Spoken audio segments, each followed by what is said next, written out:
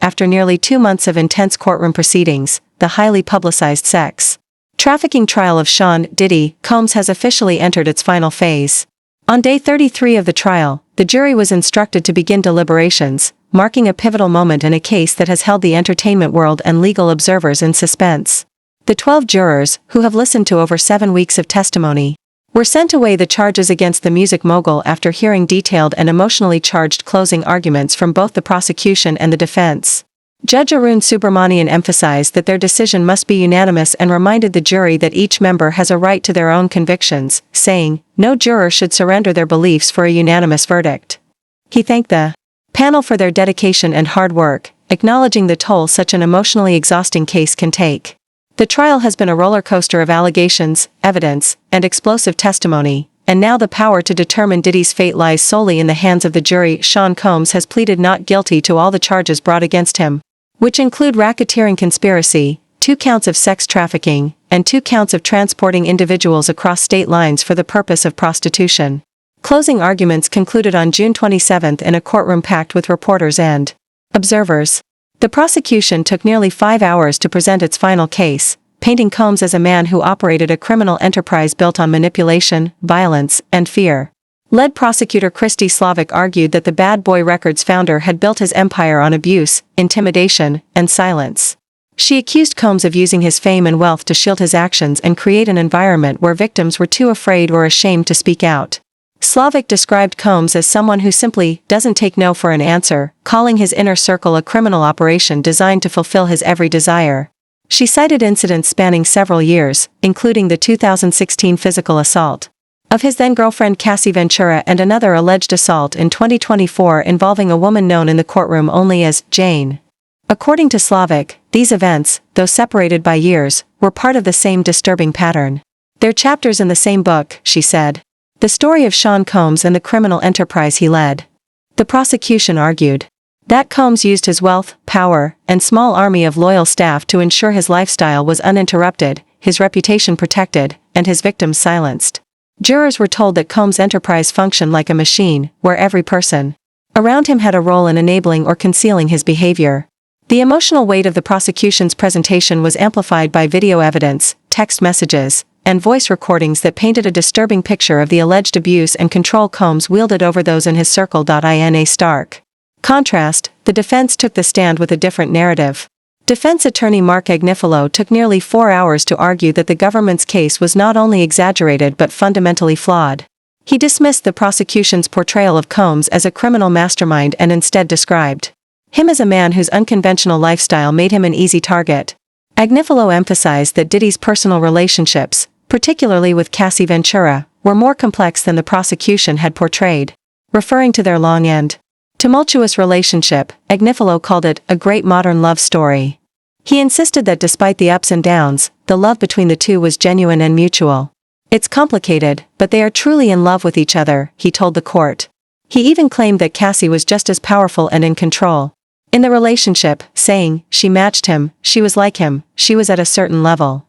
Agnifilo pushed back hard against the notion that Cassie Ventura was a helpless victim, arguing that she made the adult decision to leave the relationship when it no longer worked for her. He insisted that the government had twisted their love story into something sinister, using it to create a false narrative. If racketeering conspiracy had an opposite, he told jurors, it would be their relationship.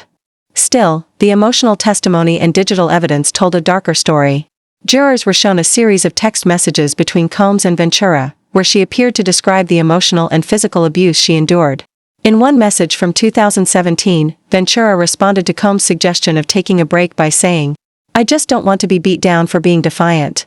In another message, she wrote, I give you love, and as soon as I turn my head for a second and you get f'd up, you drag me down the hall by my hair. In addition to testimony from former partners, the jury was presented with explicit evidence during the trial that further supported the prosecution's case.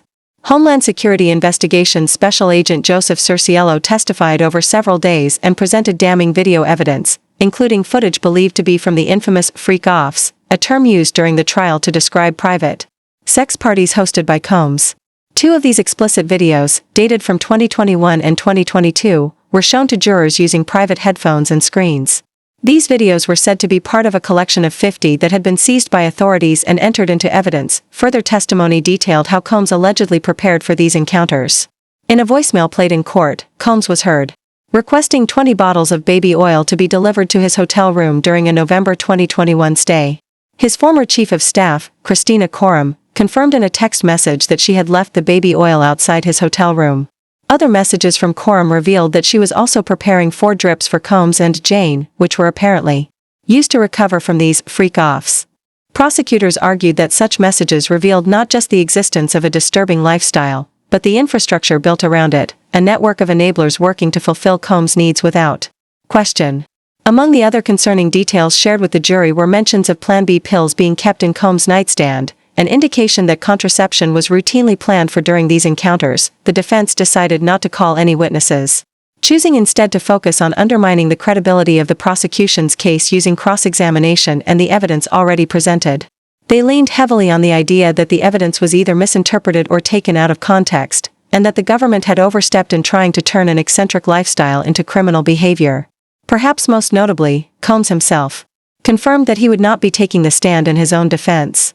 When asked by Judge Subramanian, Combs affirmed that the decision not to testify was entirely his own and made after thorough discussions with his legal team.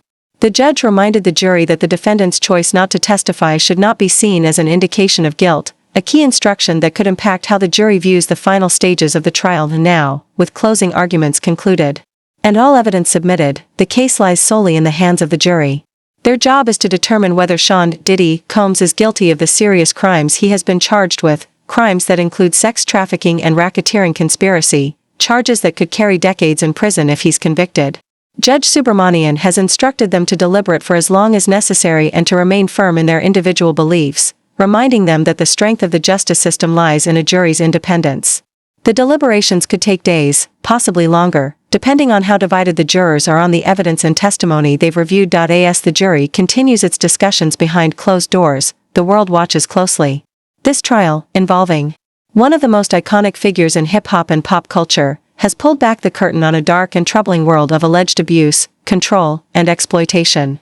Whether the jury believes that Sean Combs is guilty of these crimes remains to be seen, but one thing is clear: this case has already changed the public perception of a man once seen as untouchable.